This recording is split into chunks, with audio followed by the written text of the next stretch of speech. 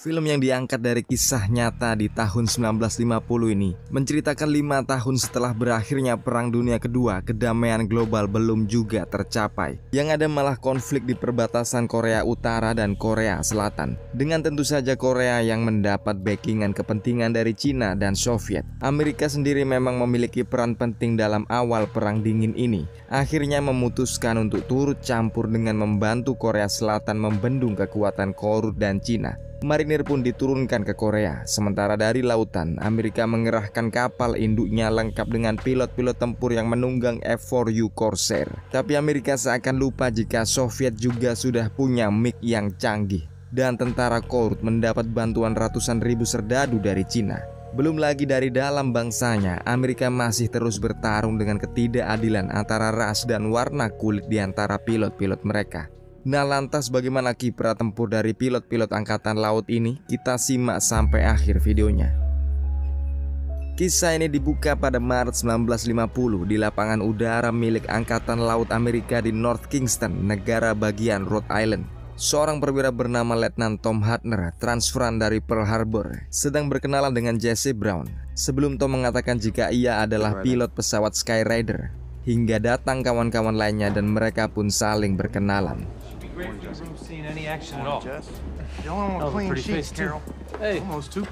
Beberapa menit kemudian pun briefing diadakan, membahas jika saat ini Soviet sedang menguji coba bomnya yang secara unik memiliki kapasitas dan spesifikasi yang hampir sama dengan bom yang sedang dikembangkan oleh Amerika. Para pilot ini pun mencurigai jika sebentar lagi Soviet pasti akan punya cara untuk mengangkut bom ini ke sebuah pesawat terbang. Lalu para pilot pun dipasangkan dengan partner mereka masing-masing, yang kebetulan Jesse Brown disandingkan dengan orang baru, yakni Letnan Tom Hartner sendiri.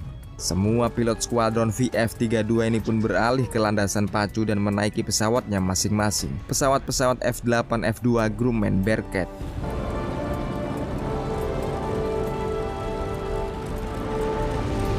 Di udara, Jesse sendiri ingin melihat bagaimana kemampuan Letnan Tom menunggang pesawat. Ia pun langsung menambah kecepatan, bermanuver lincah sembari memperpanjang jarak terbang di antara keduanya. Dan memang mereka berdua meski tak pernah ikut bertempur dalam Perang Dunia Kedua, kesemuanya jelas sama-sama piawai mengangkasa.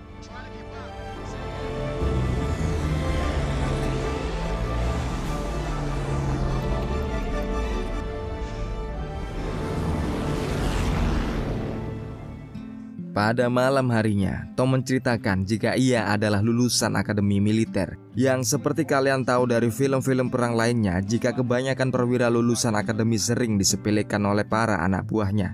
Orang-orang seperti ini dianggap bisa menjadi perwira hanya karena sekolah, bukan karena naik pangkat dalam pertempuran yang nyata. Tom Hartner sendiri memang jelas tak pernah ikut bertempur karena Perang Dunia Kedua sudah selesai sebelum ia lulus dari akademi. Hari pun berganti pada esok harinya. Mereka menerima kabar jika pesawat mata-mata Amerika jatuh di area Baltik beberapa hari yang lalu. Pemerintah Amerika ingin angkatan lautnya bersiap-siap. Dan untuk ini sebuah pesawat baru pun sudah didatangkan, yakni Ford F-4U Corsair Widowmaker yang sudah dimodifikasi khusus oleh angkatan laut untuk keperluan modern. 2 hari kemudian tiba saat pilot-pilot skuadron ini menjajal bagaimana kemampuan Widowmaker yang menjadi andalan angkatan laut ini. Sebuah pesawat bersayap bengkok dengan hidung yang besar yang sebenarnya sangat menghalangi pandangan pilot ketika mendarat di kapal nantinya. Tapi tampaknya ini bukan masalah bagi para pilot di sini yang bisa cepat beradaptasi dengan mesin pembunuh baru yang serba bisa ini.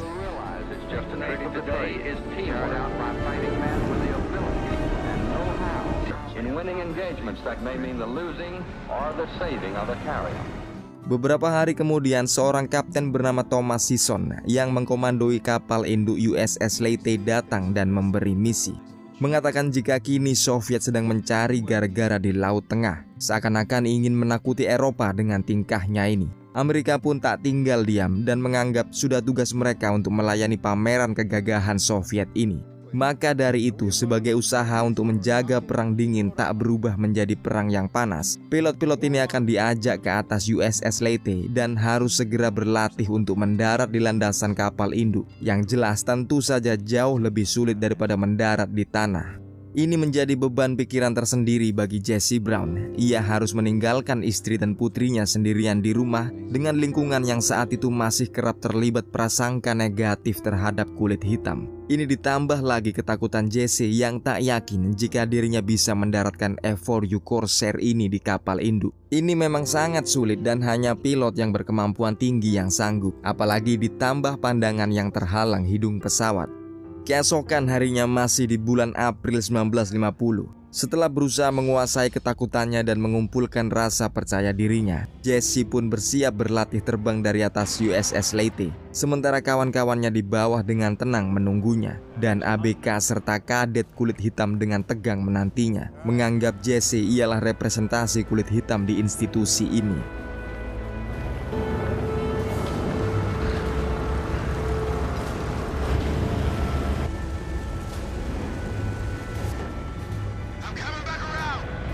Namun sayang, percobaan pertama Jesse gagal mencantolkan kait penangkap. Ia naik dan berputar sekali lagi dan ritme terbangnya semakin kacau. Jesse hanya bisa mempercayai instingnya kali ini. Dan pada akhirnya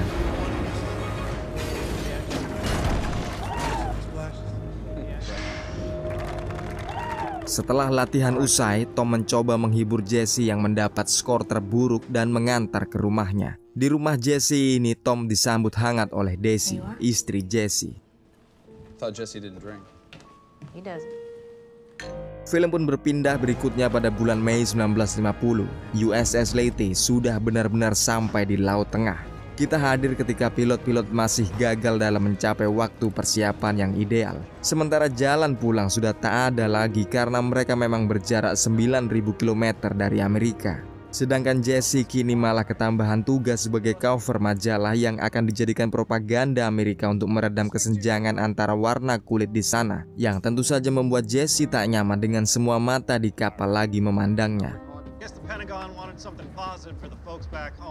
Sore harinya, salah satu pilot bernama Carol Moring bersukarela untuk melakukan tes pada gyroskop pesawat yang dianggap sering bermasalah. Ia pun langsung terbang tanpa halangan, tapi seketika kembali dan akan mendarat, pesawat ini menjadi oleng dan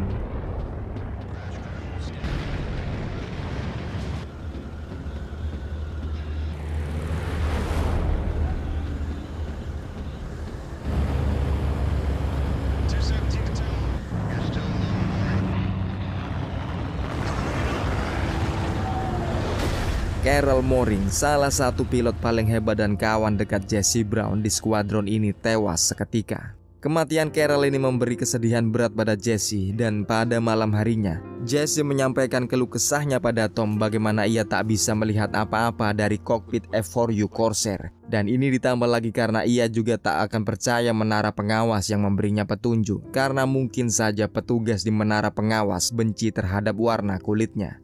Pada bulan Juli, kapal ini merapat di Cannes, Prancis, dan mengizinkan para pilot untuk mengambil jatah libur dan bersenang-senang. Jesse pun menikmati waktunya berjalan sendirian di tepi pantai ketika ia bertemu dengan Elizabeth Taylor, salah satu selebriti Amerika paling terkemuka di saat itu. Dan secara iseng, Liz Taylor mengundang Jesse untuk datang ke kasino dan bersenang-senang dengannya. Jesse pun akhirnya datang dengan mengajak semua kawan skuadronnya dan bergembira sembari berjudi bersama.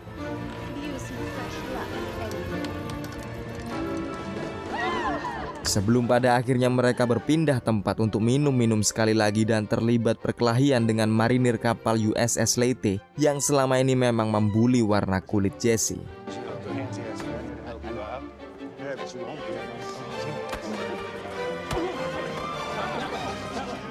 Namun kegembiraan ini tak berlangsung lama ketika esok paginya datang kabar bahaya jika ternyata Korea Utara sudah menduduki kota Seoul, ibu kota Korea Selatan, dengan lengkap bersama 100.000 orang asal Cina yang siap berperang. Dan untuk menanggulangi hal ini, para pilot VF-32 pun dikirim ke Korea. Pada bulan November 1950 di Laut Timur Korea Utara, dikisahkan Amerika sudah mengirim pesawat-pesawat pembom B-29 untuk menghancurkan 2 jembatan Sungai Yalu di perbatasan Korut dan Cina. Mereka berniat menghalangi terus masuknya tentara-tentara Cina ke Korut. Tapi sayangnya kawanan B-29 ini gagal dalam tugasnya. Maka akhirnya misi ini dilempar pada skuadron VF-32 yang kini harus menghancurkan sebuah area yang dipenuhi dengan misil dan flak anti pesawat di kota Sinuiju, sebuah kota di Korea Utara dekat dengan perbatasan Cina. Dan setelah briefing singkat ini, skuadron-skuadron tertunjuk termasuk VF-32 pun diberangkatkan ke kota Sinuiju. Bagi semua pilot di sini, sekarang ialah kesempatan tempur yang pertama kali bagi mereka. Tegang dan senang bercampur menjadi satu, memasuki area asing yang sekaligus langsung menyuguhkan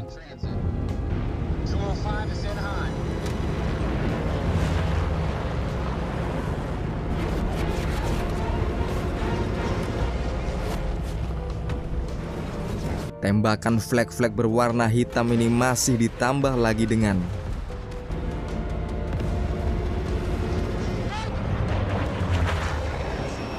MiG milik Soviet tiba-tiba muncul seperti setan tak diundang.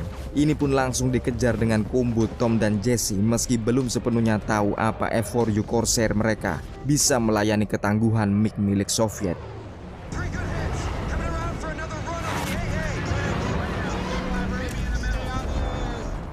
Dan memang nyata, MiG muncul lagi dari belakang dan langsung saja membuli mereka.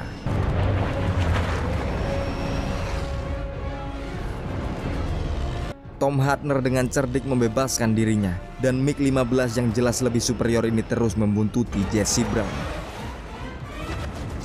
Namun beberapa menit kemudian, Tom menampakkan dirinya dari celah-celah pegunungan, dan di waktu yang sangat tepat ia membidik musuh mereka. Dan sementara itu, sisa kawan mereka sudah merampungkan meriam-meriam anti pesawat milik Korea Utara, memungkinkan skuadron pembom bersandi Panther ini melaksanakan penghancuran jembatan Sungai Yalu. Tapi satu jembatan ternyata masih utuh, dan dalam perjalanan pulangnya, skuadron VF-32 ditembaki oleh pasukan Cina. Namun tembakan ini tak dihiraukan oleh Tom karena jika Amerika membalas tembakan Cina di tanah Cina sendiri, maka jelas Perang Dunia Ketiga bisa langsung terjadi. Sampai tiba-tiba Jesse memecah formasi dengan menukik rendah, mengambil manuver balik menuju ke jembatan. Tom sebagai komandan skuadron memerintahkannya untuk masuk ke formasi. Namun Jesse tetap melesat tak peduli jika ia terus ditembaki oleh tentara Cina.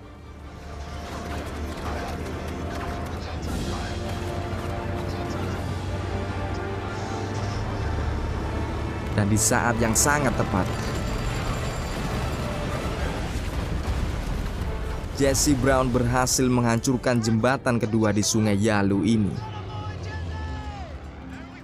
Tapi setelah ini semua, Jesse terlihat tak bahagia karena ternyata dalam laporannya Letnan Tom mengatakan jika Jesse sudah melanggar perintahnya sebagai komandan. Ini membuat Jesse sedih karena sedikit saja orang kulit hitam membuat pelanggaran, maka ia tak akan pernah naik pangkat. Letnan Tom sendiri benar-benar menyesal telah menulis laporan dengan jujur. Ia hanya melapor sesuai apa yang terjadi di lapangan. Tak pernah ia menyangka jika dampaknya sedemikian besar untuk diri Jesse. Sejenak kita menengok markas marinir di Hagaru Base, Chosin Reservoir, Korea Utara. Flare tiba-tiba saja menyala terang, lantas diikuti dengan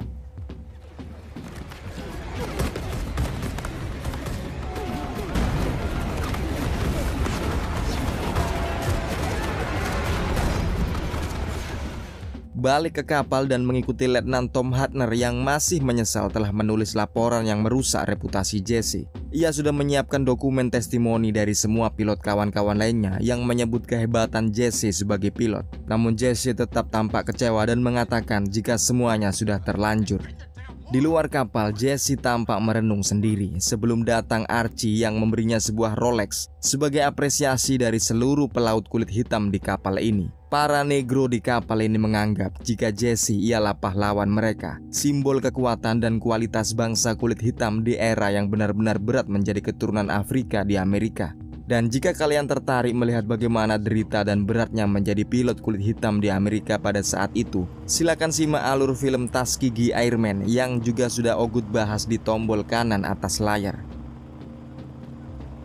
Keesokan harinya, Kapten Dick Chevoli, komandan skuadron VF-32, mengabarkan jika marinir divisi pertama yang ada di Hagaru Base di Korea Utara sedang terkepung pasukan gabungan Cina dan Korea Utara dan sudah di ujung tanduk. Para pilot di sini ingat jika marinir divisi pertama ini ialah marinir yang sama yang terlibat perkelahian dengan Tom dan Jesse sewaktu mereka berada di Perancis. Kapten Dick pun menambahkan jika perbandingan jumlah musuh ialah 1 marinir melawan 6 Cina Korut di sana.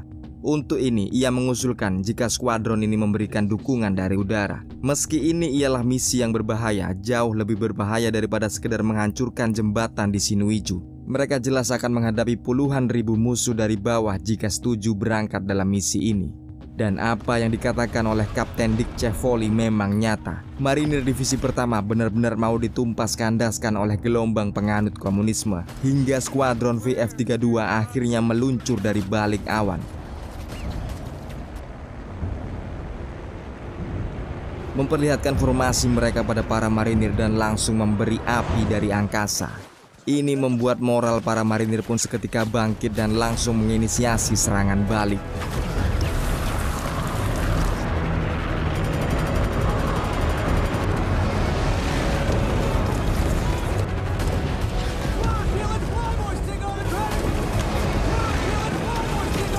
Sementara tuntas menjalankan misi mereka, Jesse pun mendapat sial. Tangki olinya tertembak dan bocor.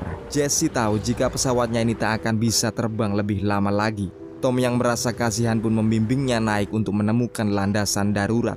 Tapi sedang landasan masihlah sangat jauh, pesawat Jesse mengalami dead stick atau sama sekali tak berfungsi sampai pada akhirnya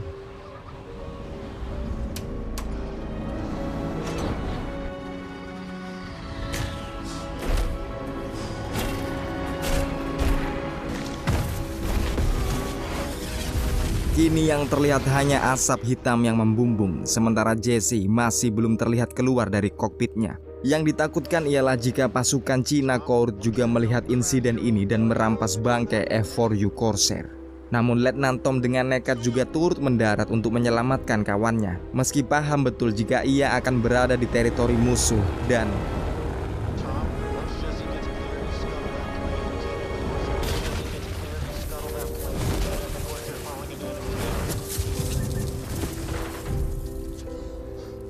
sampai di bawah, ia menemukan Jesse terjepit mesin kokpit dan suhu terus menjadi minus. Keduanya pun bersusah payah melepaskan kaki Jesse dari himpitan ini.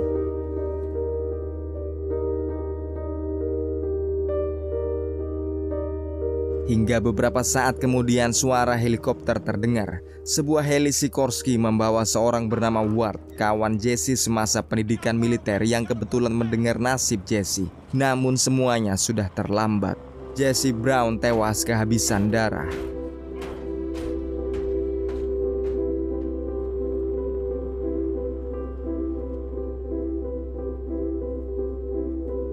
Keesokan harinya, Tom diantar balik ke USS Leyte dan merasa gagal menyelamatkan kawan kulit hitamnya.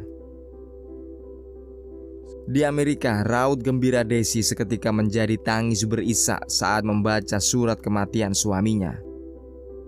Berbulan-bulan kemudian, pada April 1951 di Washington, Daisy diundang dalam salah satu upacara pemberian penghargaan Distinguished Flying Cross untuk Letnan Tom dan mendiang Jesse Brown.